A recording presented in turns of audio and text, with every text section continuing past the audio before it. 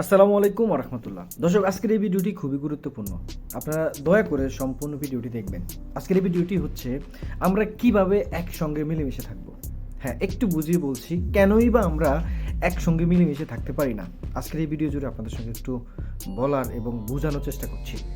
প্রথমে আমরা যদি একটু আমাদের গ্রামটাকে একটু যদি ফলো করি, কিংবা শহরের বিষয়গুলো যদি আমরা একটু ফলো করি, যে দেখেন, আমরা যখন খাবার খাওয়ার সময় আমরা কিন্তু সবাই কিন্তু স্পেসিফিকভাবে একটা করে প্লেট আমরা বলি যে অমুকের এই প্লেট, অমুকের এই প্লেট। আর বিদেশের ক্ষেত্রে সেটা হয় না। বিদেশের ক্ষেত্রে হয় কি জানেন? বিদেশের ক্ষেত্রে হয় আমরা সবাই একসঙ্গে মিলেমিশে খাওয়া হয়। 4জন 5জন 6জন 7জন একসাথে বসে খায়। কিন্তু আমাদের ক্ষেত্রে ওই যে না, এখানে মিলেমিশে থাকার ব্যাপারটা জাস্ট আমি একটু আপনাদেরকে বোঝানোর চেষ্টা করছি যে আমরা কেন মিলেমিশে থাকতে পারি না। আমাদের মধ্যে শুরু থেকেও তো আমরা অমিল, মানে শুরু থেকে অমিলটা হচ্ছে আমরা একসাথে খেতে পারি না। কারণ আমরা একজনের খাবার আরেকজন খাইতে পারবো না। আরেকজনের মাখা খাবার সেও খাচ্ছে, আমিও খাচ্ছি, মানে টেনে টেনে আমরা যে খাবো, এটা কিন্তু বিদেশে খায়। আমরা প্রবাসী যেহেতু আমরা এইভাবে খাই যে আপনারা মনে করেন আমরা 4-5 জন একসাথে বসে আছি, ওখান থেকে সব কিছু দেওয়া হয়, সব খাবার একসাথে দেওয়া হয়। যখন দেওয়া হয় তখন সবাই ভাগ করে করে করে করে আলাদা আলাদাভাবে খাচ্ছে একই সাথে। কিন্তু কিন্তু আমাদের ক্ষেত্রে আমরা এটাকে দেখতে পাই। দেশে যারা আছেন, এই যে ভেদাভেদটা আমরা রেখে দিয়েছি, কেন রেখে দিয়েছি না?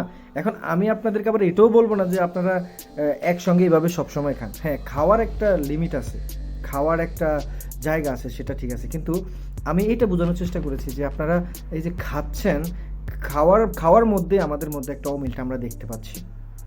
যেমন আমরা একটু যেটাকে বলা যে প্রতিহিংসা। অনেকে আছে না যে খেতে গেলে কেমন জানি করে, যে না আমি অমুকের সাথে খেতে বসছি, তার খাবারের মাখা আমার খাবারের মাখা একসাথে তো হচ্ছে, টেনে টেনে খাচ্ছি। হ্যাঁ, তো সেখান থেকে যদি কোনো সমস্যা হয়, মানে একটা মনের মধ্যে একটা অন্যরকম একটা অনুভূতি সৃষ্টি হয়।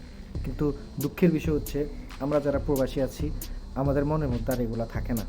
সত্যিকার অর্থে সবাই একসঙ্গে সোফরা যেটাকে বলা হয় আমাদের দেশে আর কি, যে পলিথিন, ঠিক আছে, পলিথিন। এখন বর্তমানে সেই সিস্টেমটা আপনার দেখা যাচ্ছে যে বিভিন্ন বিয়ের অনুষ্ঠানও কিন্তু তারা ব্যবহার করছে।